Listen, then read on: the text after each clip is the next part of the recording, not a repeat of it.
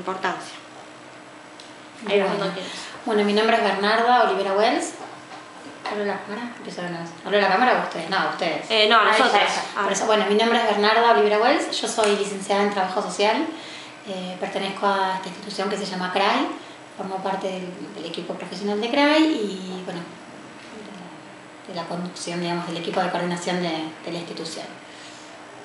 CRAI es una institución privada. Trabaja con jóvenes y adultos que tienen discapacidad intelectual. Las siglas de CRAI es Centro de Capacitación y Recursos de Apoyo para la Inclusión. Esto quiere decir que todos nuestros programas están inclinados a trabajar para favorecer la inclusión de los jóvenes. La inclusión en todos sus ámbitos, ya sea social, familiar, comunitario, y haciendo hincapié en lo laboral. Los programas de CRAI son bastante variados, cada joven tiene un programa individual, diferente al de los demás. Como les decía, si bien hay un pilar que es lo laboral, CRAI trata de abordar todos los aspectos de la vida para que el joven logre más autonomía en las actividades que hacen a su vida personal, a su arreglo personal, a su independencia, al manejo en la comunidad y a que su vida sea una vida con una rutina productiva, con actividades productivas que tengan sentido para él y que sean las que él elige. Y bueno, y haciendo hincapié también en lo laboral.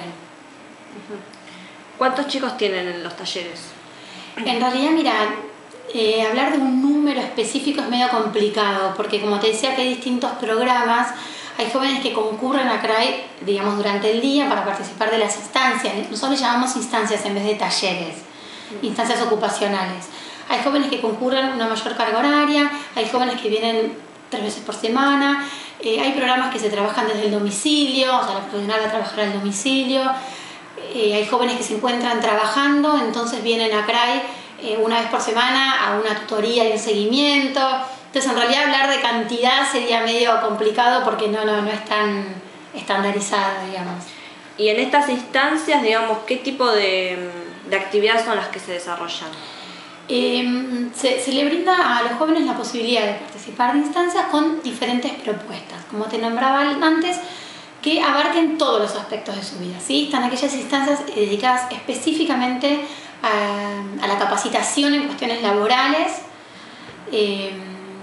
Después está lo que tiene que ver con la orientación vocacional, propuestas relacionadas con lo artístico, con lo expresivo, arte, literatura, pintura. Después toda la parte deportiva, de destrezas deportivas. Pero lo que es importante en esto es que todas las instancias tienden a que algún día el joven pueda generalizar esto en el entorno. A ver, que venga a CRAI eternamente para hacer una actividad deportiva, una actividad artística, no. La idea es que ellos puedan conocer la actividad, manejarse lo más independientemente posible para después aplicar esto en su comunidad, en su entorno. Es como que este es el objetivo último de las instancias, ¿no? Que el joven lo pueda trasladar a su vida cotidiana. Y con lo laboral lo mismo, o sea, capacitarse. Primero un proceso de orientación vocacional donde el joven detecta y se lo ayuda a indagar y a detectar cuál es el área laboral en la cual le agrada y la cual tiene mayores destrezas. Se capacita en esa área específica a cada joven, o sea, no hay capacitaciones generales. Acá nosotros no concebimos la idea que, por ejemplo, 20 jóvenes se capaciten en lo mismo porque no responderían a sus intereses ni a sus habilidades. Entonces sería una cosa bien personalizada, que el joven indague cuál es el área en el que tiene destrezas y el cual le gusta, en esa área se capacita y después se lo acompaña en el proceso de inclusión laboral. Los chicos con los que trabajan, con los que concurren a CRAI, ¿qué tipo de discapacidades presentan? Bien, nosotros trabajamos con jóvenes que tengan discapacidad intelectual. Alguno puede llegar a tener alguna discapacidad asociada, como algún compromiso motor, pero bueno, en general, como digamos que el factor común es que tengan algún tipo de discapacidad intelectual. Bien. ¿Cómo es el trabajo con ellos cotidianamente? Mira, es muy, como te decía, muy individualizado, cada joven tiene su programa. De hecho, cada joven tiene una planificación que nosotros llamamos planificación de futuros personales, en la cual ellos son protagonistas de esa planificación. Ellos se juntan con su tutora, cada joven de CRAI tiene una tutora. La tutora somos las profesionales que conformamos el equipo. Cada una de las profesionales tenemos una serie de tutoriados. Entonces se los acompaña de forma individual en su programa. y el joven participa siendo el protagonista de su planificación. Esas son reuniones con la tutora donde va determinando cuáles son las cuestiones que quiere trabajar a futuro, ya sea cuestiones que quiere aprender para ser más independiente en la casa, en la comunidad o en lo laboral. Entonces el joven junto a su tutora determinan cuáles son los objetivos y es a través de las distintas instancias se busca el logro de esos objetivos. ¿Cómo nace CRAI? ¿Cómo nació CRAI? CRAI es un proyecto personal de la directora general, que es la licenciada Alba Crespo. Ella tiene, abrió CRAI en el año 2005, nació como un proyecto personal de ella, se fue, enseguida fue ingresando a los jóvenes, fue tomando forma, siempre estuvimos en este edificio. Y bueno, afortunadamente siempre vamos como mejorando, reforzando y actualizando la modalidad de trabajo. Y puntualmente, ¿cuál sería tu función en la institución? Bien, como yo te contaba, yo soy la trabajadora social, yo formo parte del equipo y tengo la misión de trabajar, por un lado con las familias, esto es una entrevista inicial con las familias de los jóvenes, luego de un tiempito que hayan ingresado a la institución, para conocer aspectos más globales del joven, porque nosotros le damos mucha importancia a esto, ¿sí?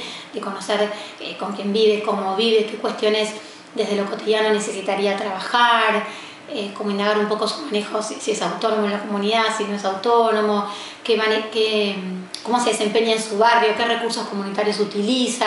Todo esto se indaga en la entrevista familiar, aspectos de su historia familiar, su historia social, que el objetivo fin de eso es conocer más al joven, tener una visión global, ¿sí? De todos los aspectos que implican al joven. Y después, intervenciones con las familias a demanda, digamos, a la medida que vayan surgiendo. Y como nosotros trabajamos mucho con intervenciones en domicilio, todo este trabajo y esta mediación con la familia. Por otro lado, nosotros en CRAI trabajamos permanentemente en contacto con instituciones de la comunidad. En lo práctico es, algún joven necesita hacer algún curso de capacitación en computación, no hace computación acá. Se busca el curso en la comunidad, se le brinda el apoyo y toma el curso en la comunidad. Entonces, este es mi rol, conseguir los recursos de la comunidad para fortalecer estos programas. Y esto es cambio constante, porque permanentemente surge la necesidad de un curso de computación, de un curso de, una de las jóvenes quiere aprender a maquillarse, un curso de automaquillaje, conseguir el club donde van a ir a hacer alguna actividad deportiva. Es como constante y de lo más variado que te puedas imaginar en cuanto a conseguir recursos de la comunidad. Y por otro lado también tengo instancias a cargo. ¿Viste las instancias que yo te hablaba de grupos que trabajo con los jóvenes? Específicamente trabajo lo que es la autodeterminación. Son grupos e instancias donde se trabaja para fomentar la autodeterminación de los jóvenes. Bien. ¿Tienen algún convenio con alguna empresa donde puedan emplearlos o con alguna relación con alguna universidad, sea pública, privada?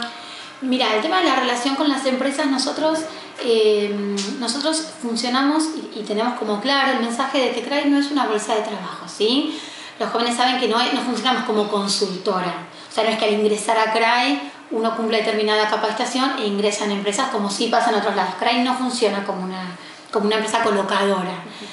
Lo que sí tenemos es relación con diversas empresas privadas o estatales que lo que hacen es, al saber de nuestra labor, nos contactan pidiendo, por ejemplo, un joven para determinado puesto. Nosotros, dentro de los jóvenes que están capacitados, indagamos en el perfil del joven a ver si contamos con algún joven que tenga los requerimientos del puesto. Si es así, se le presenta a este joven a la empresa, por supuesto con el acuerdo familiar, ¿no? Se le presenta el joven a la empresa y CRAI asume la responsabilidad de la capacitación del joven en el puesto. Nosotros trabajamos, que esto es muy importante, con la metodología de empleo con apoyo. Es una metodología que básicamente está encargada por terapistas ocupacionales capacitadas en el tema de empleo con apoyo. Como para decirlo en sencillo, el apoyo está constantemente con el joven en la empresa todo el tiempo que sea necesario para capacitarlo en el puesto para el que va a ser tomado, ¿sí? La idea es que estos apoyos con el tiempo se van retirando cada vez más hasta que el joven puede realizar el trabajo con los menores apoyos posibles y se instrumentan apoyos naturales. Esto es que la persona capacitada pueda retirarse y el joven, en caso de requerir apoyo, los pueda tener en el mismo ambiente de trabajo, ya sea por un compañero o una persona que se instrumenta como apoyo natural. Nosotros somos muy exigentes y muy respetuosos en el tema de que un joven que es contratado para determinado puesto debe cumplir con los requerimientos que el puesto tiene, ¿sí? Entonces, si el joven, por alguna característica, no puede cumplir con los requerimientos del puesto, no será el joven para ser contratado. Como que en eso somos como muy serios y por eso a veces la capacitación tal vez dura un año, ¿sí? Con lo cual las empresas se sorprenden, porque nosotros lo que hacemos no es, bueno, te presentamos tal joven y CRAI se corre, no, porque estamos convencidos que hay un alto grado de fracaso. Puede haber un alto grado de fracaso si uno retira el apoyo antes. Entonces, bueno, esa a grandes rasgos, te lo dije, sería la modalidad de empleo con apoyo. Es un acompañamiento y una vez que el joven logra la inclusión, se siguen haciendo supervisiones y monitoreos del puesto. Bien.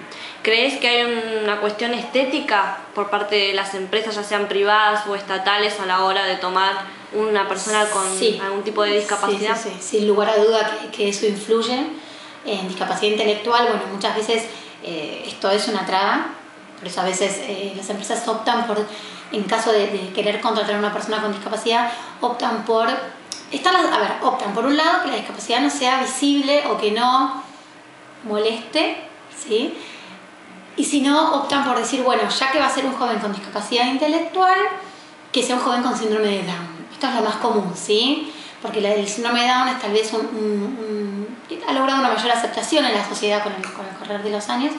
Con esto se ve mucho, pero bueno, nosotros no nos enojamos, sino que conversamos con las empresas, tratamos de concientizar, de demostrar que hay jóvenes que tal vez, puede haber un joven con síndrome de Down capacitado para el puesto y puede haber un joven que no tenga síndrome de Down y que también esté capacitado para el puesto. Entonces, como dejar un poco de lado el diagnóstico que tal vez no suma ni resta, y sino ver si esa persona está capacitada para el puesto. Es como hacer hincapié en eso. Pero bueno, es un trabajo que hay que hacer con las empresas. Las empresas, con el correr del tiempo y gracias a la responsabilidad social empresaria, están teniendo mucha más conciencia y más deseos de incorporar personas con discapacidad. Entonces creo que nosotros tenemos el compromiso de tomar eso, ¿no? Y esos deseos que las empresas tienen y esas intenciones que tienen de incorporar personas con discapacidad, tomar eso y trabajar con las empresas para poder ir de a poco abriendo la mente y que puedan incorporar personas con otros tipos de discapacidad. ¿Crees entonces que esta inclusión laboral de las personas con algún tipo de discapacidad pueda ir de la mano con algún tema de discriminación social por parte de la sociedad, digamos? Sí, yo soy muy optimista en eso, ¿no? Y creo que si bien existe la discriminación, no la vamos a negar, me parece que es cuestión es un compromiso de los que estamos en el área, el concientizar, el explicar, el enseñar, el instruir, y si uno ahí se encuentra con discriminación, bueno, te vuelvo a repetir, la discriminación existe, pero creo que cada vez se está abriendo un poco más el campo y se nos está como permitiendo incluirnos en determinados aspectos. Por eso nosotros somos muy insistentes en que los jóvenes deben realizar las actividades en entornos comunitarios, en entornos normalizados, como se suele decir, porque esto va de la mano de un aprendizaje de la sociedad, ¿no? Pero bueno, es un camino que asumimos. ¿Reciben algún tipo de subsidio por parte del Estado? ¿La institución en sí? No, es una institución privada. Ok. ¿Y hay algún tipo de subsidio que dé el Estado, pero para los chicos con capacidades diferentes? Mira, las personas que tienen algún tipo de discapacidad y que no tienen ningún tipo de cobertura social pueden solicitar al Estado una pensión no contributiva, una pensión por invalidez. Estas son pensiones que se le da, como te repito, a personas que tienen discapacidad y que no tienen ningún tipo de sostén. Esto es que no tengan cobertura social, que sus padres no tengan cobertura social, que no tengan propiedades a su nombre, bueno, se indaga un poco y se logra esa pensión. Por otro lado, existen las pensiones graciables, son pensiones que otorga la Cámara de Diputados, ¿tengo entendido? Sí, diputados, que no es tan claro el criterio, son pensiones que asignan las personas con algún tipo de contacto y que entonces hay personas con discapacidad que suelen acceder a esas pensiones. Entonces están las no contributivas, que pueden ser pensiones graciables, o las pensiones por invalidez. Y ahora salió, la asignación universal por hijo. Las personas que tienen hijos con algún tipo de discapacidad pueden tramitar la pensión asistencial, que es un monto superior al de un hijo sin discapacidad. ¿Cuáles son las responsabilidades que tienen las obras sociales con respecto a este tema? Mira, vamos a diferenciar obras sociales de prepagas, ¿sí? Las personas que tienen obra social y que tienen, supongamos, algún hijo con discapacidad o la persona misma, la obra social tiene la obligación por ley de brindar el 100% de las prestaciones que la persona con discapacidad requiera. Estamos hablando de medicación, tratamiento, traslado, educación o capacitación. Todo lo que la persona con discapacidad requiera, una obra social lo debe cubrir, ¿sí? Sucede no en todos casos. Hay obras sociales que están respondiendo muy bien a la ley, que han descubierto que es más barato cubrir que hacerse cargo de las demandas judiciales, y hay obras sociales que no están haciendo, que no están cumpliendo como la ley lo dice, pero bueno, las personas con discapacidad y sus familias están cada vez más instruidas en el tema, entonces ya cada vez más saben con qué herramientas cuentan para reclamar, y ante el reclamo que se hace en la Superintendencia de Servicios de Salud, vía judicial, cartas documentos, bueno, es recurso de amparo, logran la prestación. Las prepagas no entran dentro de esta ley, ¿sí? Porque la prepaga sería como reservarse el derecho de aceptación y de permanencia, entonces bueno, con la prepaga se complica un poco más, pero ya se está regulando para que las prepagas, se reguló parte para que las prepagas respondan, pero estoy casi segura que me parece que todavía el 100 al 100, como deben responder las obras sociales, no. Incluso hay obras sociales que están exentas de la ley. Las obras sociales de la fuerza y algunas sindicales también están exentas de la ley. ¿Y en ese caso tendrán que pagar algún cargo extra? ¿Tenés idea de eso? Para no. poder tener En obra social seguro que no. Y en la obra social, si uno incluye, por ejemplo, un familiar con discapacidad porque le corresponde, porque es hija, la obra social lo tiene que admitir y el monto es el mismo, ¿sí? Siempre en prepaga es muy relativo, porque las prepagas es como que yo diga una empresa privada que me brinda un servicio al cual yo le pago, entonces la empresa tiene como más herramientas para evadir o para ponerme condiciones. Bien, bueno, ahora hablaremos de la ley. Todo lo que viene ahora es a partir de la ley. Bien. ¿Qué leyes reglamentan el tema de discapacidad? Mira, los números no los recuerdo y me los dijeron ustedes. Como les contaba, la ley que regula lo que tiene que ver el sistema básico de prestaciones para personas con discapacidad, que incluye alimentación, transporte, traslado, todo esto que yo les mencionaba antes, en uno de sus artículos tocaría la parte laboral y uno podría llegar a apoyarse con esa ley. Sin embargo, la ley de trabajo tuvo una modificación en donde se incluyó todo un apartado específicamente para las personas con discapacidad. Hay una realidad que, si bien la ley lo contempla, hay mucha desinformación, hay temor por parte de los empresarios en contratar personas con discapacidad. Entonces te vuelvo a decir, es un desafío de quienes trabajamos en este área de instrumentar, de ayudar y de informar. Para aquellas personas que deseen contratar personas con discapacidad, ya sea en organismos públicos o en organismos privados, cuentan con toda una serie de beneficios impositivos que brinda el Estado, ¿sí? Esto es reducción en el pago de algunos impuestos, de los aportes de la persona con discapacidad hay una reducción, y una reducción de los aportes generales que paga la empresa a raíz de tener una persona. Esto los empresarios no lo conocen en la mayoría de los casos.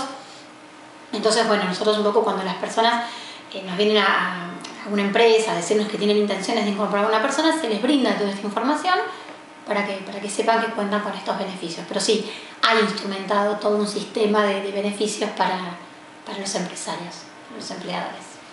¿Se cumplen estas leyes? Mira, viste, todo lo que es leyes es muy relativo.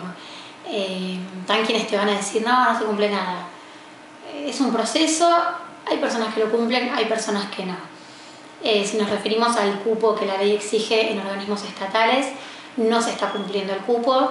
Los organismos estatales argumentan el no cumplir el cupo con el tema de que dicen que en realidad no se han hecho inclusiones en ningún área, como diciendo, no hay movilidad en la planta, en los puestos en planta, entonces al no haber movilidad no se incluyó ninguna persona, ni con discapacidad ni sin discapacidad. Habrá que verlo, pero un poco este es el argumento.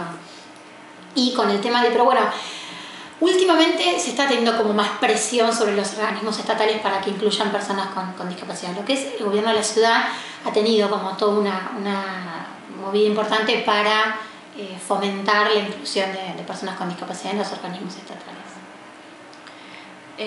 ¿Considerás que funciona la ley así tal cual es? ¿O no, creo que necesitaría una modificación? Mira, específicamente no he hecho un estudio exhaustivo de la ley, pero bueno, creo que hay cuestiones para modificarse. De hecho, una de las más importantes es que el cupo del porcentaje de personas que tiene que haber no determina de qué tipo de discapacidad tienen que ser esas personas. Con lo cual se tiende a incluir, esto está hecho en la práctica y está censado, se tiende a incluir personas que tienen algún tipo de discapacidad motriz o personas sordas. ¿Sí? ¿Qué pasa? Con esto quedaría como un poco relegado a las personas con discapacidad intelectual, porque hay mucho temor tal vez de esta inclusión. Por supuesto que las personas con discapacidad motriz y auditiva tienen los mismos derechos que las personas con discapacidad intelectual, entonces el poder dividir ese cupo en tipo de discapacidad daría un panorama más igualitario. ¿Cuáles deberían ser las condiciones laborales para las personas discapacitadas? Las mismas que para una persona sin discapacidad. ¿Por qué crees que es importante ofrecer trabajo a estas personas? Me parece que es una obligación de la sociedad, ¿no? Así como podemos exigir que todos los individuos tengan trabajo, en todos entre las personas con discapacidad, en un rango de igualdad. Bueno, estaría. ¿Está? Sí, porque había preguntas que se fueron respondiendo. Que me las fuiste respondiendo, sí, a medida de lo que fuiste contando. Así Bien. Que no te las voy a volver a hacer porque claro. Es en vano. Pero no, más o menos, o sea, tenemos lo que buscábamos. Bien.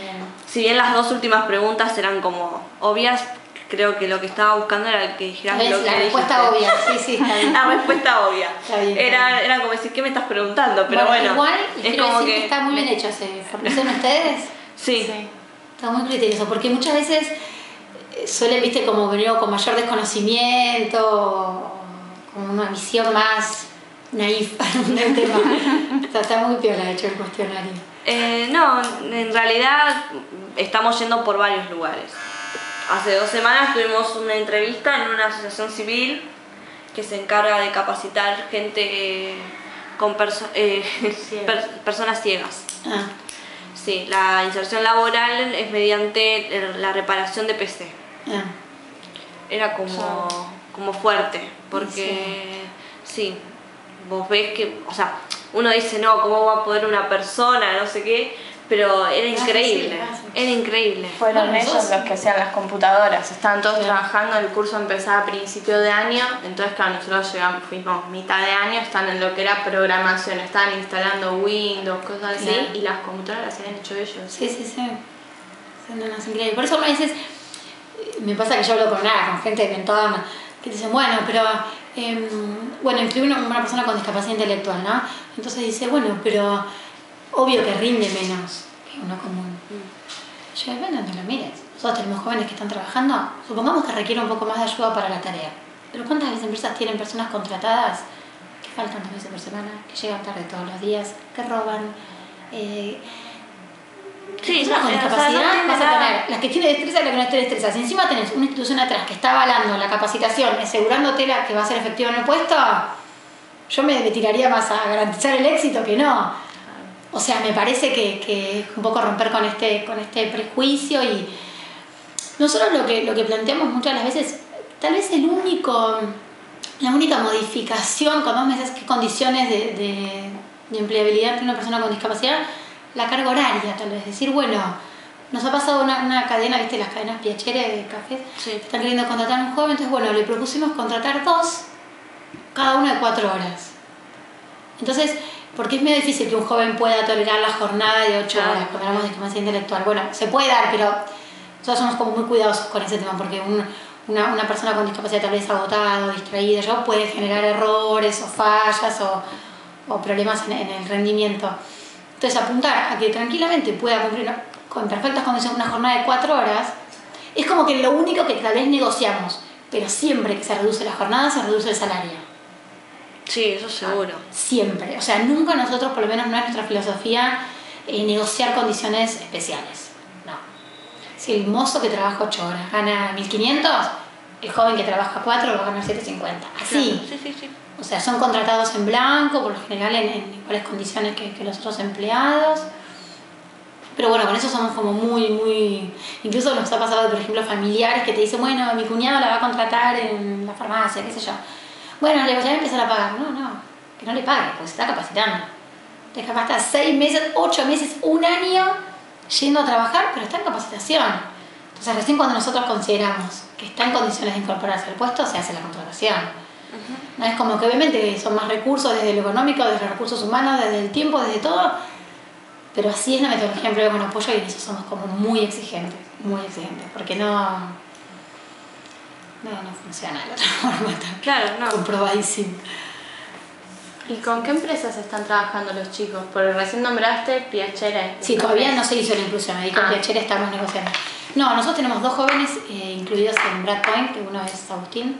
Brad Point es una cadena de sambucherías y tartas así, yankee, media con el formato de afuera, que está en microcentro en Puerto Madero, así muy canchera, que trabaja con las empresas, no sé qué. Tenemos 2 jóvenes incluidos. Después tenemos jóvenes en organismos del Estado, creo que es en la magistratura. Creo que es uno en la magistratura, me confundo las áreas del Estado, pero bueno, organismos de gobierno nacional.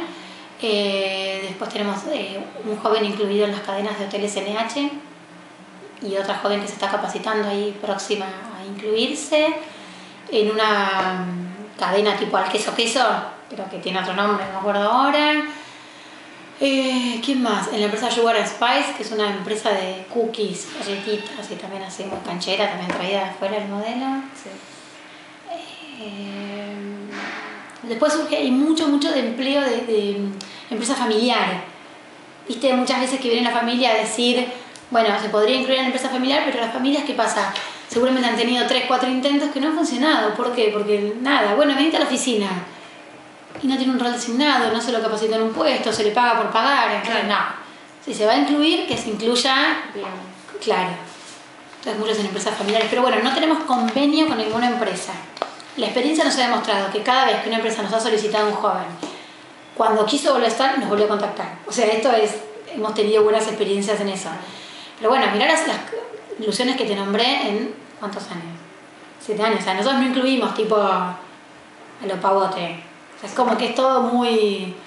Incluso se han caído puestos porque nos han venido a decir, bueno, necesitamos un joven con estas características. Y no, capaz no tenemos un joven con ese perfil. Entonces no se hace la inclusión.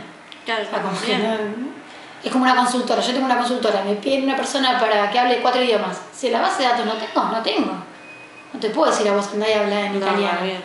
Si no sabes hacerlo, no lo sabes. Si Entonces, no sabes hacerlo, como que en eso hemos sido muy francos con las empresas. Obviamente tratamos de cuando hay un puesto, bueno, obviamente pero hemos tenido muchas dificultades en los primeros años. Yo creo que estos últimos 2 años ha habido un cambio social, cultural, que se ha generado como una movida. Estos últimos 2 años se han hecho muchas más inclusiones que antes. Porque está como No sé por qué. de moda, por así decirlo, lo que es la responsabilidad social empresaria. Claro, la responsabilidad social empresaria tira mucho para ese lado. Entonces, ¿sabes lo que nos ha pasado? Empresas que nos han contactado, y sobre todo organismos públicos, que ya tenían personas con discapacidad, porque era el hijo del jefe o porque se bajó el decreto de arriba y hubo que incluirlo, con muchas fallas. Entonces los compañeros no lo querían, Claro. Estaba fallando en su desempeño, había diferencias. Entonces, para hacer como la readaptación al puesto, capaz nos ha pasado puntualmente una joven en una oficina del Estado, que no me acuerdo cuál es ahora, hace años. Pero bueno, un fracaso total. Pero en el Estado no te echan. Entonces, esta persona era una joven con discapacidad motora.